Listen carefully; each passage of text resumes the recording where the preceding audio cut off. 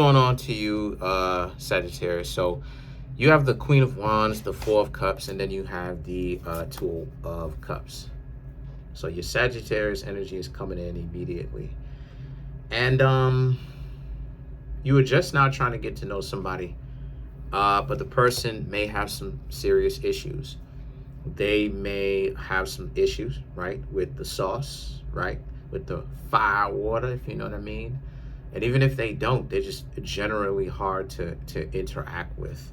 You know, these are people who are very much so, or who were, because you do have the Six of Cups coming up in the next couple of cards or in a few cards, but they were just generally difficult to date. And a lot of you Sagittarius realize that you have to stop taking them seriously because, or you had to when you were trying to get to know them. Probably was very recently. This is new. This is okay. So I'm getting that this is new, and that you were just trying to get to know them. But again, cop and blow. You got them. You had a chance to actually get to know them.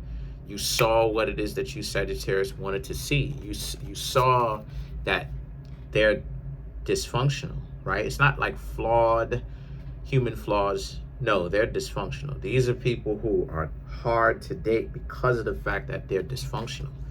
They are terrible options to pick or to choose from. So the Emperor and the Fool right here represents you just sat back and watched. And this person just gave you essentially the information that you Sagittarius needed. Yes.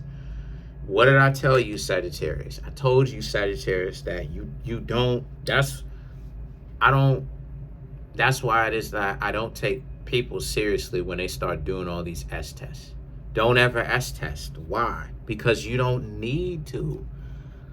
When you come in and S test somebody, you're ruining your own value because it shows that you can't function in a peaceful relationship.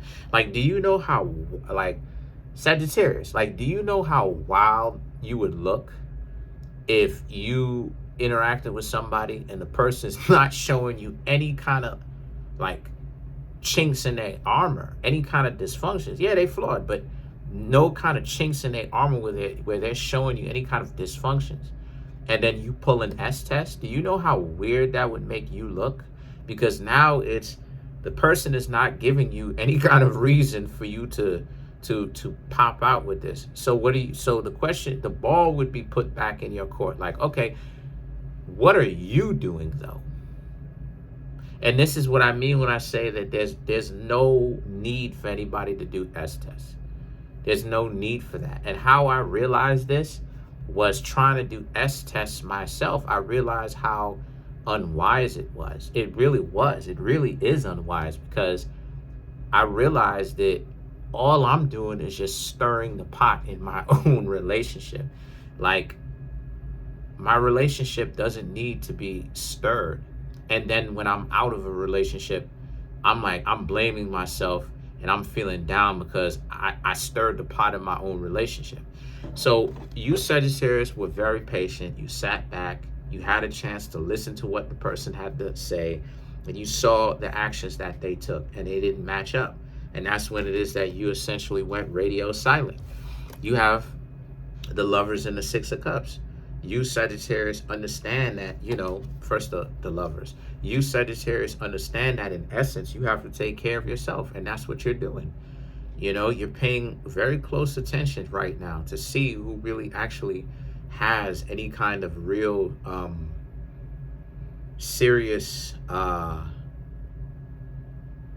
common sense, down to earth approach for themselves now in the future. It's not this dysfunction where it's like you Sagittarius are just like overlooking, dysfunctions that a person is having. No, you Sagittarius are legitimately looking at it. You're paying attention to it, and you're not glossing over it. You're not looking at it and being like, okay, you're just ignoring that, right? It's like, no, we're just gonna, in all intensive purposes, we just gonna go ahead, sweep this up underneath the rug. It's like, no, we're not doing that. You're paying attention to it, and that you're just trying to see what the person's got going on. And you Sagittarius are paying attention to them, and you're just touching on that. You're figuring out, well, okay, well, what does this stem from? And you found out. The Six of Cups and the Tower represents, and here they are coming back, because to them it was basically like a thunderstorm. Like you showed up, like how rainstorms are not forever. It's like that. Like how rain sometimes can be, how thunderstorms can be. You showed up, you made a huge impact with them, because they expected you to sit around and play the game. You know, they was expecting to get to know you a little bit more, play the game and all of that other type of stuff. But you, Sagittarius, aren't playing the game. So you were here, you interacted with them, but you were also observant. And see, this is where sometimes people can get misconstrued. People think that being observant has something to do with not being active. And it's like, no, being observant is neutral. It's active and reactive. You're paying attention to what's going on. You, Sagittarius, was putting in the work, but you was also seeing what type of dysfunction that the person what type of dysfunction did the person have, if they had any at all. And you weren't going to stir the pot. If they had any kind of malfunctions, you were going to allow them to show you. And then you have the Knight of Wands and the Wheel of Fortune. They showed it to you. You left. And again, they coming back, because to them it's like you were out of there. And then the thing is that the Knight of Wands and the Wheel of Fortune is, yeah, you're out of there, because you, Sagittarius, you know what type of time it is. You know what it is. You know what to look out for. You know that there was nothing functional and celebratory coming from hanging out with them, standing close to them. You know that there's nothing but pure dysfunction coming from them. You Sagittarius, are doing everything that you possibly can to get out of there, to stay away from dysfunctional individuals. Like, why would you decide to associate yourself with them? You, Sagittarius, too late for them. You already on to the next one, trying to get to the next one. You know, and with no baggage, because you didn't stick around for this person to mess you up. So let's clarify the Wheel of Fortune. Three of Cups, Eight of Wands, the High Priestess, the Eight of Wands, and then you have the the Eight of Swords, and then the Queen of Cups. I want to get this right. So for you, Sagittarius, the Three of Cups and the Eight of Wands represents, again, like you're not as attached to this stuff. Like your eyes are open. You're not as caught up as some people want you to be, right? Like you're not gonna suspend what it is that you know to be true, right? And this is part of what keeps a person caught up in the game. It's the suspension of disbelief, right? It's like going to the movies, right? Pisces represent movies, and you share a planet with Pisces, which is Jupiter, right? So that Jupiterian energy is movies. It's what happens when you go to the movies is suspension of disbelief. You have to shut off your asking questions and just accept everything that you're seeing. And that's essentially part of what people who play games do, right? They want you to not ask questions. This is why I keep saying a million times, asking questions is so important. Asking questions is so important, because that's what you Sagittarius did. And you were just asking questions and getting to know them. And it's amazing what came out, because they were just telling you what's wrong with them. And the Hierophant represents, but they just expect you to just sit back and accept it, and just, again, suspension of that scientific mind of yours, suspension from asking questions. And then the Eight of Swords and the Queen of Cups represents, but you didn't do that.